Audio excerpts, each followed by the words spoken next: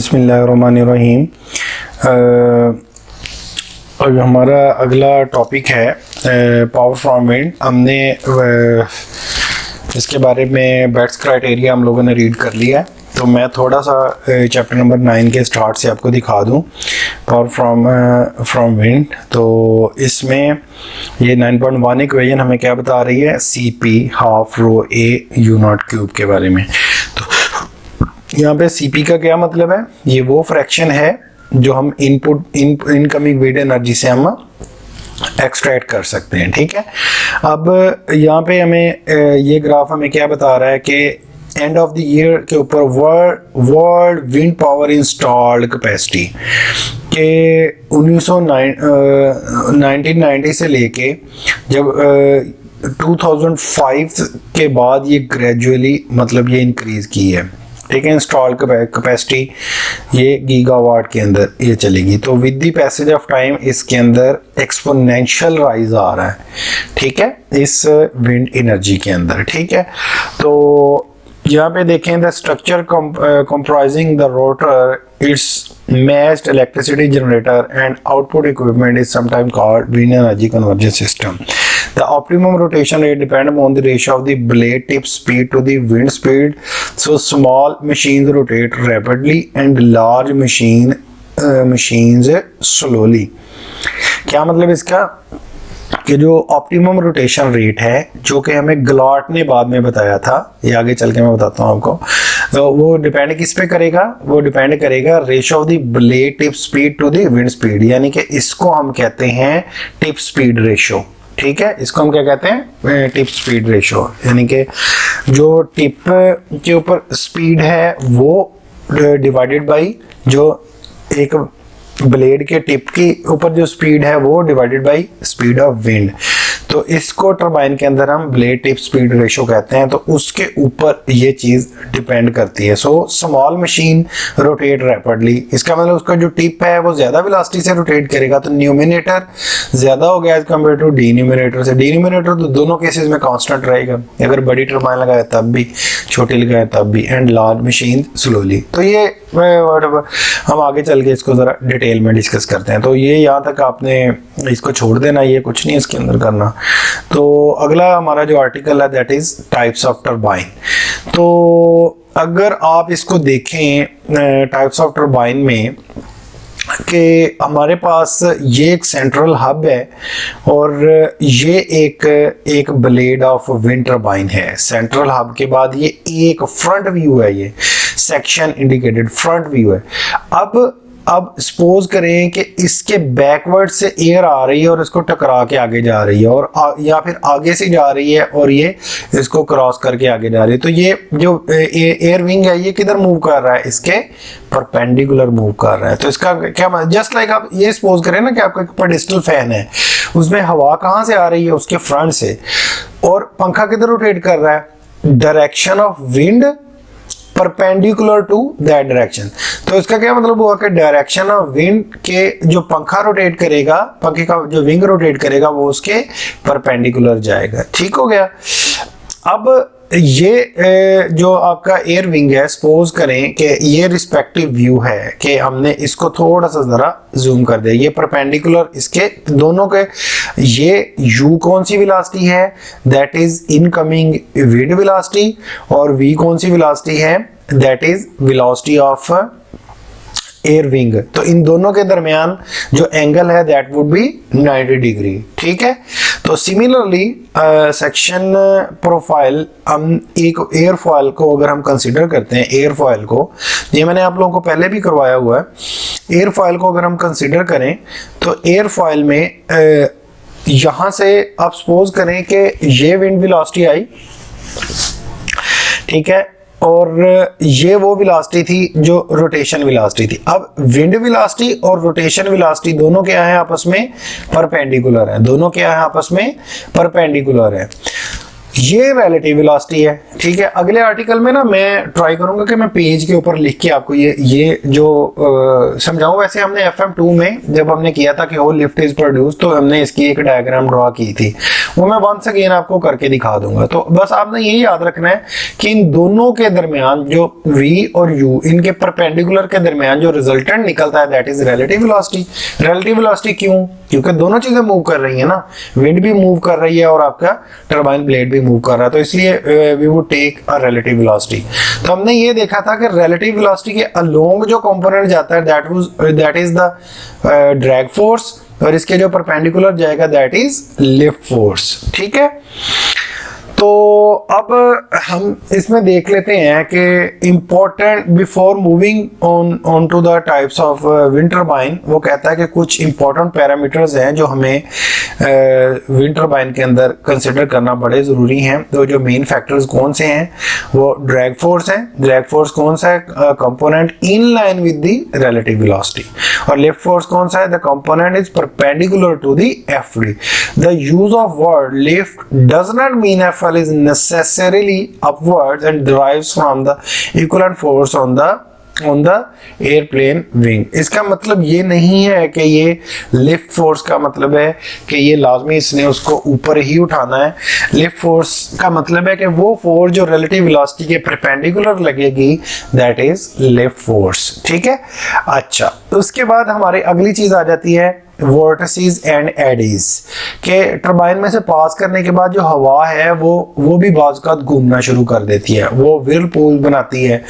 इसको वोर्टिसेस एडीज को हम व्हिर्लपूल भी कहते हैं। ठीक है, उसके बाद अगली है टर्बुलेंस। टर्बुलेंस भी इंपॉर्टेंट पैरामीटर्स है विंड टरबाइन के अंदर। ठीक है, टर्बुलेंस जो होती है वो भी मतलब जो विंड गट्स आते हैं पीछे से, विंड गट्स आ रहे हैं पीछे से, उसमें टर्बुलेंस कैसे क्रिएट होती है कि एक हवा आई, टरबाइन का ब्लेड घूमना शुरू हो गया। अब एक विंग जब रोटेट करके आगे चला गया तो उसके पीछे जो एयर थी वो क्या हो गई? वो डिस्टर्ब हो गई। अब जब दोबारा विंग उस डिस्टर्ब एयर में से गुजरेगा तो क्या होगा? वो अगेन डिस्टर्ब हो जाएगा, तो उसमें टर्बुलेंस क्रिएट होगी। तो अगला इंपॉर्टेंट पैरामीटर है that is called solidity. Solidity is very important parameter of turbine. इसका क्या मतलब है कि it is the ratio between turbine blade area to the turbine rotational area, जिस सर्कल में रोटेट कर रहा है। The wind turbine present a certain solidity to the air stream. This is the ratio of the total area of turbine blades at any one moment in the direction of the airstream to the swept area across the airstream। swept area क्या होता है? वो area जो circle का area बनता है। मसलन एक विंड टरबाइन है ना, एक विंड टरबाइन का जो ब्लेड है, अगर यहाँ से मैं आपको बना के दिखाऊं तो मैंने लास्ट टाइम अगर लेट्स सपोज ये विंड टरबाइन के 3 ब्लेड्स हैं, तो इनका ये जो फ्रंटल सर्कल बनेगा ना जिसमें ये रोटेट करेगा, that is called swept area. That is called swept area. ठीक है, तो ब्लेड का एरिया कैसे निकालेंगे हम? ब्लेड 1 का एरिया, ब्लेड 2 का एरिया और ब्लेड 3 का एरिया, या जितने भी हमने नंबर ऑफ ब्लेड कंसीडर किए हैं वो सारे। तो लास्ट के ऊपर इसकी द एरोडायनामिक कैरेक्टरिस्टिक्स आ जाती हैं, जैसे roughness and protrusions such should be avoided. Protrusions वो आपको जो मैन्युफैक्चरिंग वगैरह पढ़ते हैं उनको इसके बारे में ज़्यादा पता होगा। ठीक है, तो ये कुछ इंपॉर्टेंट पैरामीटर्स हैं जो हमें टरबाइंस के बारे में पता होनी चाहिए। एडीज, वोर्टिसेस, व्हिर्लपूल, विंड गट्स, सॉलिडिटी, ये सारी चीज़ों के बारे में आपको पता होना चाहिए। यानी ये कुछ बहुत इंपॉर्टेंट क्वेश्चंस हैं जो ये करता है। कहता है the characteristics of particular wind turbine are described by the answers to a number of questions. The theoretical justification of these criteria will be given in the later section। कहता है कि ये कुछ इंपॉर्टेंट क्वेश्चंस हैं जो हम इसको आगे चल के इसको डिस्कस करेंगे। Is the axis of rotation parallel or perpendicular to airstream? जो एक्सिस ऑफ रोटेशन है टरबाइन का वो पैरेलल होता है या परपेंडिकुलर होता है किसके? इनकमिंग एयर के। ओके, कहते हैं the former is horizontal axis machine, the laterally usually a vertical axis machine in a cross wind configuration। वो मशीन्स जिनमें इनकमिंग एयर और एक्सिस ऑफ रोटेशन दोनों पैरेलल हों उसको हम कहते हैं हॉरिजॉन्टल एक्सिस विंड टरबाइन, और जिसमें इनकमिंग एयर और एक्सिस ऑफ रोटेशन दोनों के आपस में परपेंडिकुलर हों उनको हम कहते हैं वर्टिकल एक्सिस विंड टरबाइन। अब वो अगला क्वेश्चन करता है, is the predominant force lift और ड्रैग? कौन सी फोर्स जो है वो रोटेशन में मदद देगी? कहता है कि जो लिफ्ट वाली जो विंड टरबाइन है उनमें लिफ्ट फोर्स ऑब्वियसली रोटेट करवाएगी, और जो ड्रैग मशीन्स हैं उनमें ड्रैग डोमिनेट करेगी। लिफ्ट मशीन कौन सी हैं? ऐसी विंड टरबाइन जो एयरफॉयल को यूज करती हैं, जैसे आपका एयर विंग है, wind turbine equipped with airfoils, ठीक है। और जो आपकी ये है drag machine can have no part moving faster than the wind. ये मैंने आपको उस टाइम उस लेक्चर में बताया था कि जो ड्रैग मशीन है ना उनका कोई भी पार्ट विंड वेलोसिटी से फास्टर मूव नहीं कर रहा, but lift machine can have blade section moving considerably faster than the wind speed. This is similar to the keeled sailboat which can sail faster than wind. अब ये keeled sailboat क्या है? ये आप लोगों ने नेट से इसको देख लेना है, ये एक एप्लीकेशन है प्योर है उसकी। आगे जी what is solidity? Solidity में what is solidity? For many turbines this is described by giving the number of blades. Solidity का मतलब ये है बेटा, याद रखना कि सॉलिडिटी में सॉलिडिटी किस चीज का रेशियो है? Number of blade area divided by swept area. अब मैं एक ब्लेड लगाऊं तब भी स्वेप्ट एरिया उतना ही रहेगा, मैं दो लगाऊं तब भी स्वेप्ट एरिया उतना ही रहेगा, मैं चार लगाऊं तब भी स्वेप्ट एरिया उतना ही रहेगा। लेकिन बढ़ेगी क्या चीज? बढ़ेगी न्यूमरेटर बढ़ता जाएगा ब्लेड एरिया। एक ब्लेड का एरिया कम होगा, दो ब्लेड का एरिया ज्यादा हो जाएगा, तीन का उससे भी ज्यादा हो जाएगा। तो नंबर ऑफ ब्लेड बनाने से सॉलिडिटी बढ़ती जाएगी। तो अगर मैं कहूं यहां पे अगर आप सोचें कि जो ऐसी टरबाइन जिनकी सॉलिडिटी रेशियो जो है वो ग्रेटर देन 1 हो, मतलब ज्यादा हो, तो उसका क्या मतलब होगा? वो टरबाइन हल्की होंगी या भारी होंगी? डेफिनेटली वो भारी होंगी, क्योंकि उनमें नंबर ऑफ ब्लेड्स ज्यादा होंगे। नंबर ऑफ ब्लेड्स ज्यादा होंगे तो वो टरबाइन भारी होंगी, तो इसका मतलब इनको स्टार्टिंग टॉर्क जो है वो ज्यादा चाहिए होगा, और वो उनके आरपीएम भी कम होंगे। ये देखें, single blade turbine, double blade, 3 blade, swept area तीनों का सेम है, और ये मल्टी ब्लेडेड टरबाइन ही आ गया हमारे पास। टिप वेन ये वही चीज है डबल वेन, लेकिन वो कह रहा है कि हमने इसको वेन को आगे से टिप कर दिया, ठीक है। हाँ जी, यहाँ पे आप देखें, यहाँ पे वो कह रहा है ये एक यहाँ पे थोड़ा सा वो बताने की ट्राई कर रहा है कि जो हमारे पास ये स्ट्राइकिंग विंड स्पीड होती है ना, वो हम दो तरीके से हम इसके ऊपर स्ट्राइक करवाते हैं। पहला क्या है कि अपविंड अपस्ट्रीम जो विंड है वो आएगी और टरबाइन के ब्लेड्स के साथ फ्रंट से टकराएगी, ठीक है। उस ऐसी टरबाइन को जिसमें वो फ्रंट से टकराती है, ऐसी टरबाइन को हम क्या करते हैं, उसके बैकवर्ड साइड पे हम रोटर लगाते हैं, ठीक है। और ऐसी टरबाइन में बैकवर्ड साइड पे रोटर लगाने के साथ साथ हमें या मैकेनिज्म भी लगाना पड़ता है। या मैकेनिज्म क्या होता है? या मैकेनिज्म कहते हैं हम उसको कि वो विंड के मुताबिक टरबाइन की वेलोसिटी को, अपना डायरेक्शन को वो खुद ब खुद ही वेरी कर देता है। तो ये क्या होता है? अपविंड जो ऊपर से मतलब फ्रंट से जो आ रही है with fan tail passive steering. Passive मतलब पीछे से स्टीयरिंग, स्टीयरिंग मतलब मोड़ना उसको। Upwind with active steering from side rotor, ठीक है। अब यहाँ पे एक्टिव से मुराद वही कि हमने कोई रोटर वगैरह यहाँ पे लगा दिया, ठीक है। Upwind with active powered steering switched by blade vane. तो ये सारे के सारे या मैकेनिज्म के बारे में बता रहा है कि अपविंड अगर फ्रंट से टकराएगी ना तो we would bound our turbine as a या मैकेनिज्म, कि हमें उसकी डायरेक्शन को वेरी करने के लिए हमें कोई ना कोई वहां पे पावर्ड या पैसिव या हमें कोई स्विच स्टीयरिंग सिस्टम लगाना पड़ेगा जो टरबाइन को उस डायरेक्शन में मोड़ दे जिस डायरेक्शन से इनकमिंग एयर आ रही है, ठीक है। अगर हम इसकी डायमेंशन को, उसकी डायरेक्शन को बैकवर्ड डायरेक्शन से हम उसको टकराना है, डाउनविंड जो है वो अगर टकराती है आके उसके ब्लेड के साथ, तो हमें यह मैकेनिज्म की जरूरत नहीं होती, वो खुद ब खुद ही उसकी डायरेक्शन को एडजस्ट कर लेते हैं, ठीक हो गया। ये इनका फर्क है। डाउनविंड जो है उनमें या मैकेनिज्म की ज़रूरत नहीं होती, और जो अपविंड टर्बाइन हैं उनमें या मैकेनिज्म की ज़रूरत होती है। तो इसमें ये कौन सी टर्बाइन थी? All these are horizontal axis wind turbine, all these are horizontal axis wind turbine. हाँ जी, वर्टिकल एक्सिस विंड टर्बाइन, मैंने आपको बताया था कि horizontal axis wind turbine mostly not collectively not, क्या इसको आप कह सकते हैं कि 100% हम नहीं कह सकते कि ऐसा ही है, लेकिन आम तौर पे नॉर्मली जो हॉरिजॉन्टल विंड एक्सिस टर्बाइन है वो लिफ्ट फोर्स को यूज करती हैं, और जो वर्टिकल एक्सिस है वो ड्रैग फोर्स को यूज, यानी परपेंडिकुलर फोर्स को यूज करते हैं। लेकिन नॉर्मली ऐसा होता है। जैसे कप एनेमोमीटर है, कप एनेमोमीटर क्या होता है? एनेमोमीटर ये वो डिवाइस है जो विंड वेलोसिटी मेजर करने के लिए यूज होती है।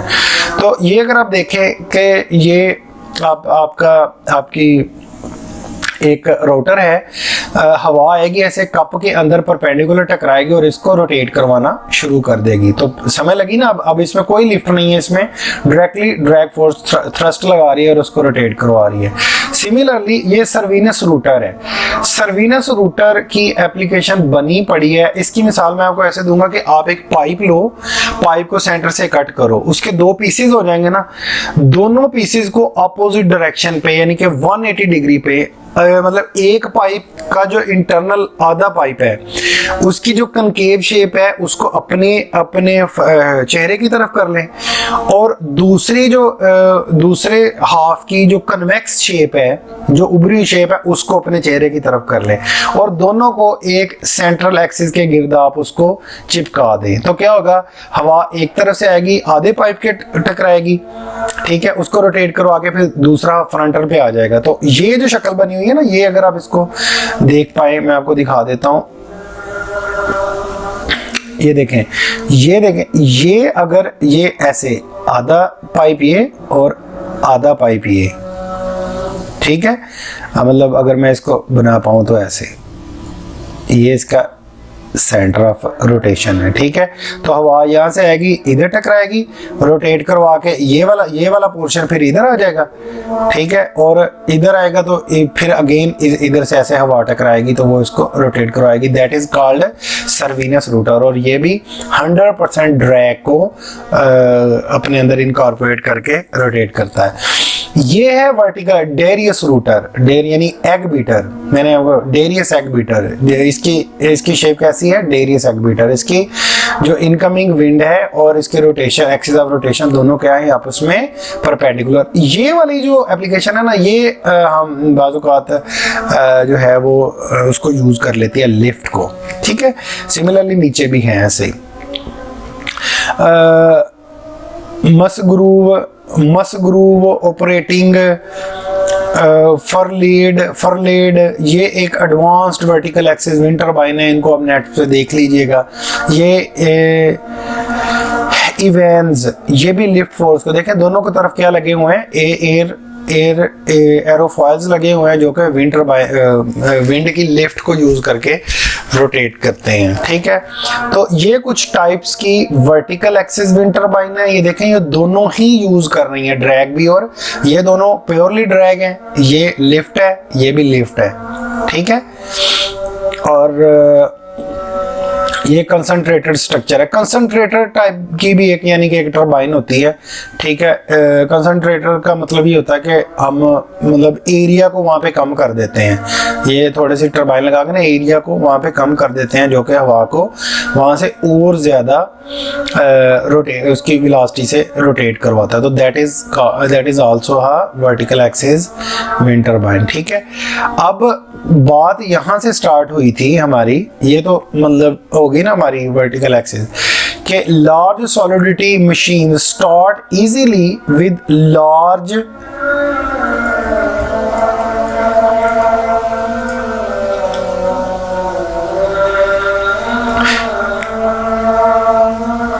with large torque but soon reach maximum power at a small rotation frequency। यानी कि जो मल्टी ब्लेडेड विंड टर्बाइन है, ये वाली मल्टी ब्लेडेड विंड टरबाइन है, इसको इनिशियल टॉर्क तो बहुत ज्यादा चाहिए होगा, लेकिन ये थोड़ी यानी कम आरपीएम के ऊपर भी आपको बहुत ज्यादा पावर ये प्रोड्यूस करके देगी। ये नॉर्मली वाटर पंपिंग के लिए यूज होते थे ऐसे structure. Small solidity device may require a starting but reach maximum power eight faster rotational frequency. अगर एक टरबाइन हल्की है, उसकी सॉलिडिटी कम है, तो एक तो वो आरपीएम ज्यादा से घूमेगी, और उसको अगर टरबाइन उसको अगर मैक्सिमम पावर पे जाना है तो उसको फास्टर रोटेशनल फ्रीक्वेंसी से रोटेट करना पड़ेगा।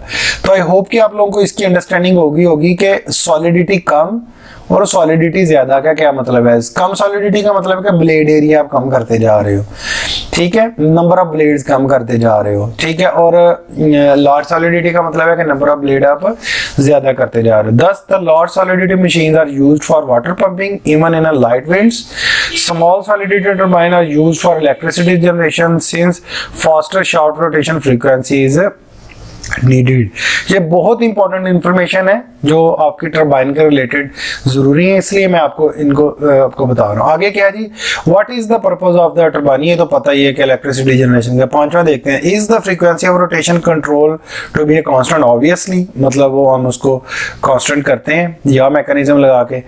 Is the mechanical shaft directly coupled to the generator और connections through a intermediate steps that act as a smoothing device. Obviously हम एक दरमियान में कनेक्टर लगाते हैं, तो इन दोनों को आपने देख लेना है, ठीक है जी। आगे जी, horizontal types of wind turbine में हॉरिजॉन्टल एक्सिस विंड टरबाइन, ये मैंने आपको बता दिया है।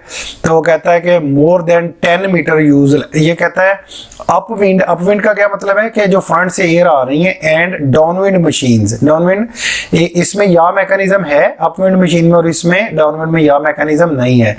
Of rotor diameter more than about 10 metre use electric motor to control यानी कि अप विंड और डाउन विंड में हम उनके जो डायमीटर है ना, उनके रोटर डायमीटर से हम कितनी बड़ी अबाउट 10 मीटर यूज, ठीक है, मोर देन 10 मीटर जो है हम इलेक्ट्रिक मोटर यूज करते हैं इनके फ्लो को कंट्रोल करने के लिए। 2 and 3 bladed rotors are commonly for electricity generation. The 3 bladed rotors operate more smoothly and generally more quietly than 2 bladed. Single bladed rotor, अब यहाँ पे ये देखें, और ये कह रहा है कि जो मोस्ट फ्रीक्वेंटली है वो 3 ब्लेड स्मूथली रन करता है, 2 ब्लेड भी हो जाता है, लेकिन जो 1 ब्लेड है उसमें इसको बैलेंस करने के लिए हमें काउंटर वेट अटैच करना पड़ेगा। ये बॉल नुमा जो उसने बनाया हुआ है, ये यही चीज यहाँ पे लिख रहा है। ये कहता है कि में देखें, कहता है कि single bladed rotors with the counter weights have been field tested at full scale, but asymmetry produced too many difficulties for commercial prospects. Gearing and generator are usually at the top of the tower in a nacelle. इसकी I don't know pronunciation क्या होती है, वो ये basically ये वो tower होता है जिसके ऊपर आपकी विंड टरबाइन लगाई होती है। Multiblade rotors having large starting torque in light wind and used for water pumping and other low frequency mechanical power. समझ लगी? मल्टीब्लेड्स मतलब जो 3 ब्लेड्स हैं, ये 2 ब्लेड्स हैं, वो इलेक्ट्रिसिटी जनरेशन के लिए यूज होते हैं, और जो हाई ब्लेड्स हैं वो किसके लिए, वाटर पंपिंग के लिए यूज होते हैं। अच्छा, एक और मेरी एक क्वेश्चन है कि यहाँ पे अगर मैं यहाँ पे अगर नंबर ऑफ ब्लेड्स इतने लगा दूं कि ये जो दरमियान में स्पेसेस हैं ये भी सारी बंद हो जाए, तो फिर क्या होगा? फिर आपने मुझे इसका आंसर करना है with respect to Betz criteria में, ठीक है, इसका आंसर करना है बेट्स क्राइटेरिया के मुताबिक। अगर मैं इसको बिल्कुल बंद कर दूं तो क्या होगा? अब यहां से आपको पता चलेगा कि जो बेट्स ने अपना जो स्ट्रक्चर था वो एक्चुएटेड डिस्क से इसको क्यों उसने इनकॉर्पोरेट किया था, क्योंकि जब ये रोटेट करती है तो ये just like a disc act करती है, होती नहीं है डिस्क लेकिन एक्ट लाइक अ डिस्क करती है, कि ठीक है। हाँ जी, vertical axis wind turbine, vertical axis wind turbine का हमें पता है कि इनकमिंग एयर और उसकी जो डायरेक्शन है वो परपेंडिकुलर होती है। तो उसमें कप एनेमोमीटर हमने कर दिया, सर्विनस रूटर हमने देख लिया, डेरियस रूटर हमने देख लिया एग बीटर की शक्ल का। इवंस रूटर हमने देख लिया, मसग्रूव्स रूटर, डेरियस रूटर, ये सारे के सारे कौन से हैं, वर्टिकल एक्सिस विंड टर्बाइन है, इनके बारे में आप लोग पढ़ लेना है। फिर उसके बाद कंसंट्रेटेड, ये एक अनदर टाइप की विंड टर्बाइन है, ये आप लोगों ने इसको देख लेना है, ठीक है। उसके बाद है linear momentum and basic theory, उसमें एनर्जी एक्सट्रैक्शन था। ये linear momentum and basic theory को हम क्या कहते हैं, दैट इज बेट्स क्राइटेरिया। तो ये सारे का सारा हम लोगों ने ये डिस्कस कर लिया है, यहाँ से लेके वो मैं स्लाइड्स आपके साथ शेयर मैंने ऑलरेडी कर दी हुई हैं, आप लोगों ने इसको पढ़ भी लिया होगा।